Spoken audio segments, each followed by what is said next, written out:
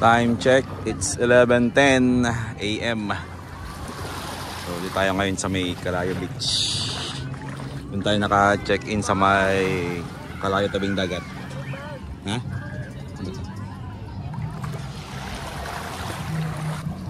So pino naman yung kanyang buhangin. Tapos wala rin bato. Yan. Ito yung pinakabanta ito kasi walang bato rito eh. Kahit sa mismong beach, sa mismong dagat, wala siyang batong malalaki or kahit yung maliliit lang. So meron itong jet ski ito. Pwede yung rentahan, 5K daw siya for 1 hour, 5,000 1 hour. Yun. Sabi nung kuya meron resort dito na merong pool. Pwede kayong mag-rent ng may pool na resort. Tapos merong resort din doon sa kabilang side. Bali accessible siya via bangka. Babangka para mapunta. Pero pag low tide, pwede kang lakad na lang papunta rito. Pero may service naman sila. Ayun, katulad nun yung kulay dilaw na yun. Tapos meron sila itong banana boat. Banana boat, di ko lang kung magkano yung price nito. Tapos ito meron silang kayak. Kayak daw is 300 for 1 hour. Ayan. Mababaw siya. Kaya maganda siya pang bata. Ayan. Hanggang bewang ko pa lang. How's the beach? It's nice. So nice and clean. Ganda na. Yes, it's malinis and no amoy. Di know. It's clean. It's malamig. Doon kami dati nag-check-in dati dito sa Sandilom. Pero day tour lang. Tapos doon yung tabing dagat. Calayo tabing dagat resort. So ito yung spot na to. Wala ganong tao rito naliligo. Ayan, makita nyo naman. Malinis. I mean walang tao masyado. Hindi tulad dun sa side na doon. Dami ng tao doon. Kaya kung mag-swimming kayo dito, pinaka-ideal siguro kunin nyo itong nasa gitna. Or dun sa dulo, kaya lang dun siguro wala rin ganong tao dito kasi maraming tao dito sa gitna eh. Pero dito wala masyadong tao dito sa may kay Sandilom hanggang dun sa may dulo dito wala masyadong tao. Ayan, tsaka kahit pumunta ka sa medyo malayo na, mababaw pa rin siya. Medyo lumayo tayo ng konti sa mismong Pampang.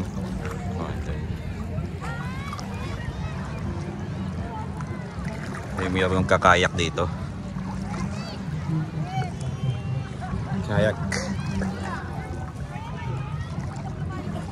Yan, medyo malayo na ako pero mababaw pa din yung tubig. So mamaya low tide according sa may Google kahapon chinek ko, low tide niya is 2 PM pero di ko lang alam kung gaano kalalim yung gaano kababaw pa dito low tide dito. Bali cove itong yan, kung makapansin nyo itong gilid tsaka itong gilid ito, bali nakaganon siya, cove type itong part na to. Yan, maganda yung sikat ng araw ngayon. Yan, maaraw siya. Today is May 24, Sabado. Medyo marami pa rin taong naliligo dahil wala pang pasok yung mga bata. Yan, tapos mga bata may mga naliligo rito kaya kasi child friendly yung lugar. Kahit iwan niyo yung mga bagets, walang problema.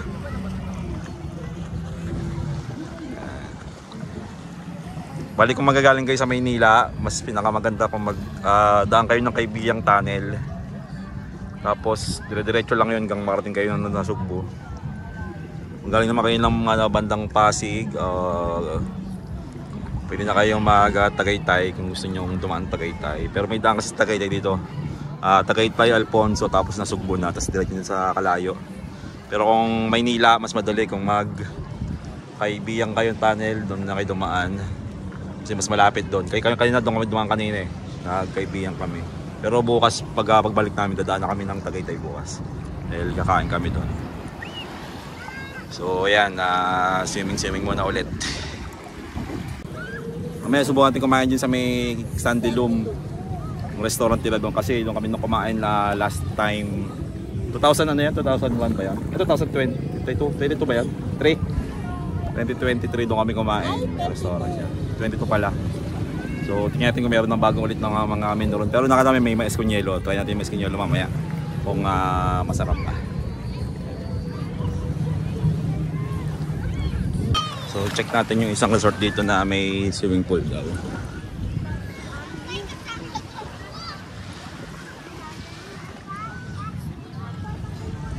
Ito mayroong mga tipi hut. Medyo mainit lang yun.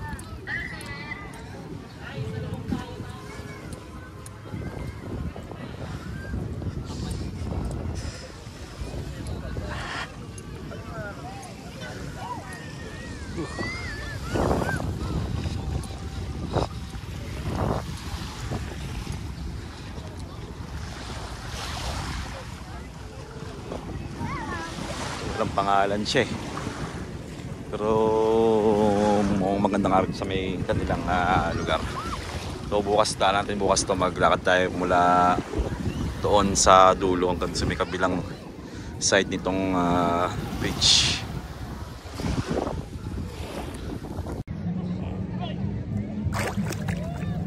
Maganda tali. Yan ay malinis ang tubig. Kahit naman malaglag tong cellphone na to, okay lang eh. 30 minutes nga siya, wag lang i-charge. Agad, kailangan matuyo. Kalayo Beach Resort. Resorts pala. Resorts. Kasi madam, plural. Barangay Kalayo. Ayan, makadami siyang... Nasugbu, Batangas. Nasugbu. Ayan, may banana boat. Galing kayo ng, ng Maynila, mas malapit kung magkakaibiyang tunnel kayo. Tapos pabalik, kung gusto nyo dumalang Tagaytay, yan, pwede kayo mag-Tagaytay pabalik. Para makagala pa kayo doon, kapamili ng mga pasalubong.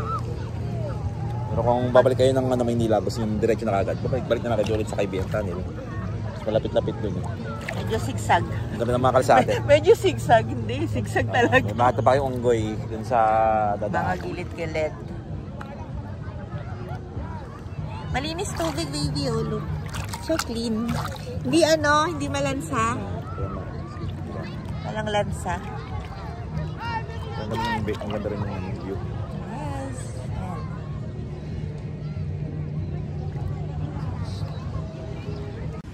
Nandito tayo ngayon sa may Sandelum Resort. Bali dito yung beach sa kabilang side, yung kanilang parking. Tapos ito yung kanilang kainan. So Gotong Batangas with rice is 150. Yung kanilang top singin. Tapos may pa silang mapansit para sa mga may birthday. So dito kayo order kay Kuya. Kasi ito yung mga... Ay wala na pala natin dito yung table dati. Ito yung order. Yan. Pwede kayong mag-rent pang rito. Tapos dito yung kubo nila. Pwede kayong dito pumesto. Yan. May tatlo silang kubo para kainan. Balik dito yung entrance nila bale. Pwede kayo pumasok dito, wala namang bayad yung pagpasok. Basta kakain kayo sa kanilang restaurant. Parang ito lang yung kanilang, parang ito lang yung may restaurant dito sa puto na ito. Mga condiments. So inaantay lang namin yung aming order na tosilog at Gotong Batangas with rice. Try natin yung kung masarap. So ito yung in-order namin, itong Gotong Batangas. 150 siya with rice na kasama. Tapos tosilog. 150 din yung tosilog. Ayan, may sabaw pa siya. Tapos extra rice. Sarap ng sabaw. So may kasama na isang sibuyas. Sili, toyo, tsaka kalamansi, sausawan. So tingnan natin kung sulit ba. Pataas na namin kumain. So pabalik na kami sa ating resort. May parking. Ito pa parking. Gusto ko bilang parking dito. Dami parking dito. Sawaan kayo. For parking. Buwan natin video mamaya yung Kalayo na tabing dagat resort. So ito yung daan papuntang Kalayo tabing dagat beach resort. Tapos dun yung tayo nang galing kanina sa labas sa highway. Bali doon kami nagpark sa may pay parking doon. 250 overnight. May mga resort din dito eh.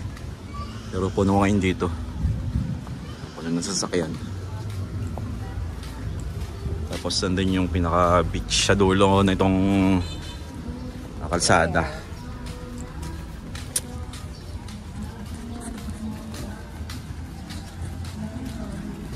So ito yung pinaka. Oh, Graham bar? Oo nga, 40 pesos. Graham bar. Mabenta rin sila dito.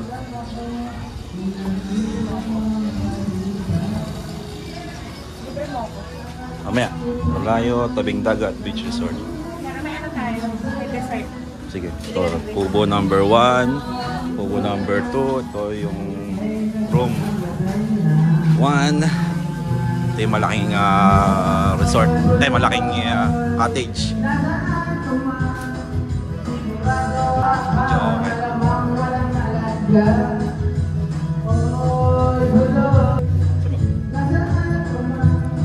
Ito yung ating kwarto. Magkano tayo? Magkano to? Magkano? 3, 5, 4, 6 packs. Bali hati ito. Hati siya. Akala sa buo. Okay. 6 packs, 3, 5. Pwede na. Mura-mura na. Lagay sa video sa YouTube. So may video okay dun sa kabilang side. Tapos ito yung kwarto. 3, 5. So yun na nga umaambon. Time check is 4:12. Ayan kalaging sina namin. Tool kanina. Okay, you see that umbrella? What is that? That umbrella? Saan? Screen. Dala kong pera? Di ba dala yung wallet? Yan, dala ko pala. Ito yung ice cream. So ito yung nakuha nating kwarto dito sa may Kalayo Tabing Dagat Beach Resort. Bali 4 packs to pero malaki yung higaan niya. Parang ano to, no? Queen size, no? No? Queen size. Kasya 3 nga, oh. Kaya nga, hindi mas malapad to. Kasya yung 3 dito. Tapos yung aircon. Tapos ito yung kanyang pinaka CR. So, ito yung kanyang shower. Tapos ito yung kanyang toilet. Tapos ito yung sink nila. So, malakas naman yung tubig pero may time na may hina. Pero mas lamang yung mas malakas yung tubig. Ayan, switch ito. Ayan. Ayan yung isa sa gilid. Ito yung aircon nila. Natin ulit. Malamig kasi kayo na kaya hinaan ko eh. Kaya pinatay ko muna. Dahil nagbanlaw kami. Sobrang lakas ng aircon nila dito. So ayan, 4 packs, 3K. Ayan, may libre naman kumot. Kulay pink na yun, tsaka unan. Siyempre 4 yung isa. So time check is 7:54 PM. Dahil sa may tapat ng Tabing Dagat Kalayo Beach Resort. Yan, mapapansin nyo rito yung mga ating mga ibang guest. Chill, habang nagluluto, ibang nagiinuman. Tayo ngayon sa may bungad lang. Nandang kasi ito mayroon siyang liwanag may spotlight siya rito. O floodlight. Kaya maliwanag sa mismong beach area. Kaya pwede magligo yung mga bagets. Ayan, naliligo yung mga bata. Mapapansin nyo may mga bata naliligo. Siyempre may bantay, ito si Lola. Meron silang ilaw. Ito yung kayak nila dito. Tapos yun, mahaba. Meron pa mga resort dyan sa dulo. Dito, tapos ito meron din. Ito, ito rin dito. May tabi. Sa may Sandilum, walang masyadong ilaw doon. Pero may ilaw naman yung pose sa mismong malapit sa beach. Mismong dagat.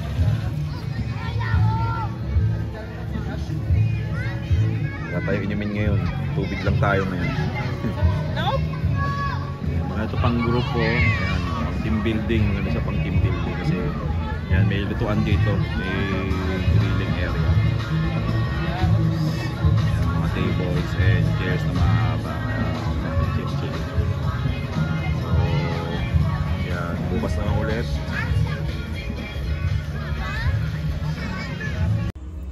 So, dito ulit tayo sa Sandilum. Order tayo ng bangsilog, tapos laki ng bangos. Kaya nga, pork silog. Laki ng bangos nila. Halos isang ano. Extra rice pala ito. Masarap na soup. Pampagana. Salamat po. Thank you. Thank you Lord sa food. Sinalit yung ating sabaw syempre kanina. Gotong Batangas soup. Dapat ba pagkakain na sabihin, thank you po sa food Lord. Let's eat. Anong oras na ba? 6:57 pa lang. Para magawang makahiga mamaya.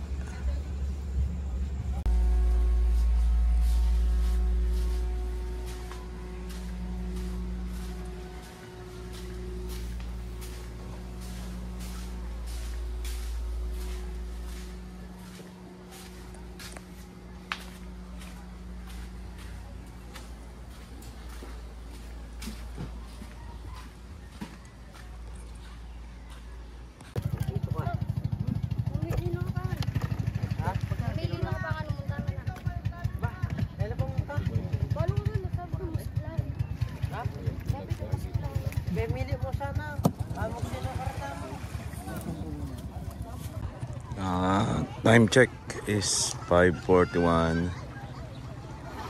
So yan, marami na naliligo ulit. Palantes may bandang gitna na itong kahabaan itong Calayo Beach. Ito sa mga magandang cottage dito, resort.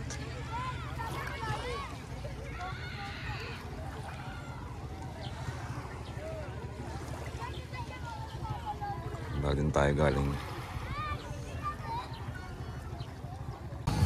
Morning.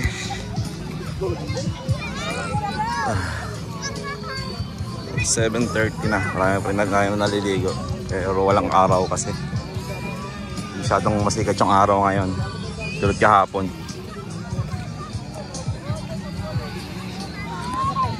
Kaya hanggang 9 tayo rito. Kasi 9 tayo dumating kahapon 24 hours yung accommodation. Sandalum. Kung pupunta kayo sa may Calayo tabing dagat beach resort, dito kayo magpa-park bale.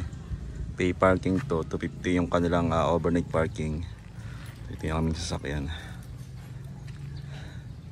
And maluwag naman siya. Tingin ko hanggang doon pwede pang mag-park hanggang doon 250 overnight, 4 wheels. Pagbus yata 600. Pagbus ang dala nyo. Kaya pwede kami dala ng malalaking sasakyan dito. Tapos ito yung pasada palabas ng highway. Kasi ito yung papuntang mga resorts.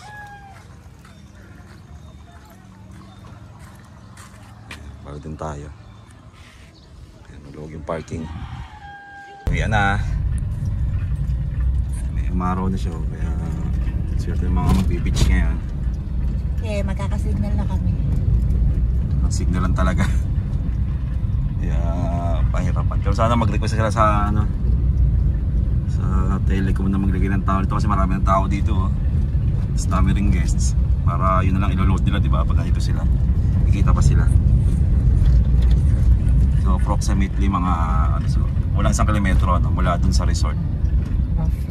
Mula doon sa parking area hanggang dito sa may highway, kulang 1 kilometro yung layo nila. Bye bye.